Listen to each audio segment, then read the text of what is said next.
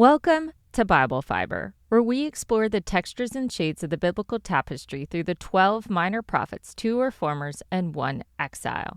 I'm Shelley Neese, president of the Jerusalem Connection, a Christian organization dedicated to sharing the stories of Israel's people, both ancient and modern. I'm also the author of the book Bible Fiber, a 52-week study of the 12 minor prophets available on Amazon. This week, we are reading the second half of Ezekiel chapter 47 and all of chapter 48. It is our final episode on Ezekiel, our first major prophet, and it has taken over a year to go through the dense book chapter by chapter. As much as I have enjoyed this process, these last few episodes have been like preparing for my final exam of a really tough graduate school course. But we are pushing to the finish line.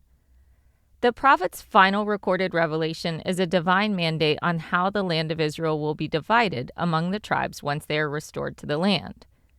This vision is a powerful message of hope and divine faithfulness to a people in despair.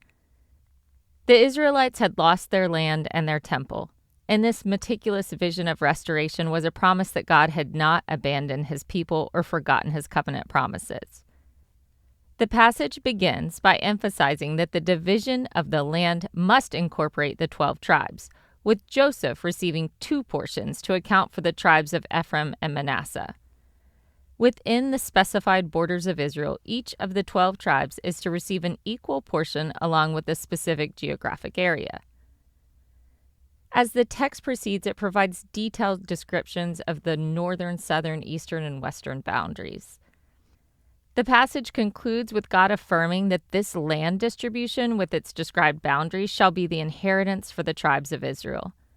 The delineation of the land underlines God's promise to restore Israel's national integrity and secure their future in the Promised Land. Each tribe has a rightful place under God's covenant.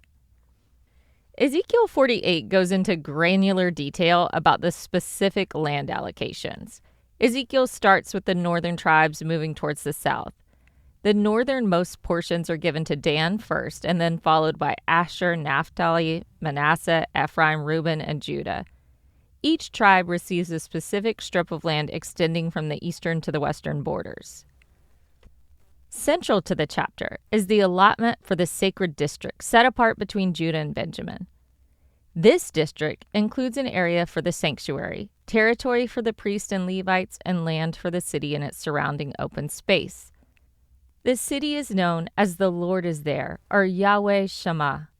This new order is not just about a geographical return, but about the restoration of Israel's national and religious identity under God's direct sovereignty.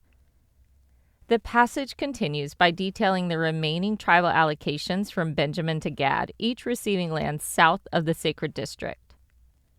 The chapter concludes with a summary of the city's gates named after the 12 tribes. The grand message is that God is faithful and he longs for a future covenant land that is centered around worship. The chapter closes by reiterating the name of the city as the Lord is there. The name encapsulates the ultimate goal of Ezekiel's visions, reestablishing the connection between God and his people in a harmonious, divinely ordered society. The final distribution of the land, therefore, is not just a political act. It is the establishment of a new, holy, and life-giving environment for a restored Israel. The land itself is sanctified by the presence of the temple and the life-giving river. The future inheritance is not a return to the flawed past, but the beginning of a new righteous era under God's rule. The theme of tribal allotment is not unique to Ezekiel 48. Earlier land distributions were presented to the people in Numbers 26 and Joshua 18. These earlier passages provide the historical context necessary to understand the significance of Ezekiel's vision during the exilic and post-exilic period. Numbers outlines the divvying of land among the tribes of Israel as they prepared to enter the Promised Land. The allocation was based on the size of each tribe. In Joshua, the actual division of land occurs as Israel settles in Canaan. This passage speaks to the fulfillment of God's promises and highlights the importance of the land as central to Israel's identity and covenant relationship with Yahweh. They casted lots for the land because they relied on God's guidance in determining each tribe's inheritance. In the wake of the Babylonian exile, Ezekiel knew that the return to the land and the reestablishment of tribal identities necessitated a careful approach to land allocation. The people faced the challenge of reclaiming their ancestral lands, which may have been lost or occupied during their absence. We studied about this in Ezra and Nehemiah. The context of exile and the need for restoration permeate the chapter. The land is not only a physical possession, but a sacred inheritance tied to the covenant between God and his people. Ezekiel's vision of tribal allotments in chapter 48 is deeply rooted in the historical accounts found in Numbers and Joshua, yet it transforms and revitalizes these themes for a community returning from exile. The intent is to reaffirm their identity and relationship with God while facilitating a practical means of reestablishing a communal and covenant-oriented society. That's it for Ezekiel. Thank you for listening. We made it. I know what we are doing next in Bible Fiber, and it is a whole new kind of challenge. But I'm going to save that announcement for next week.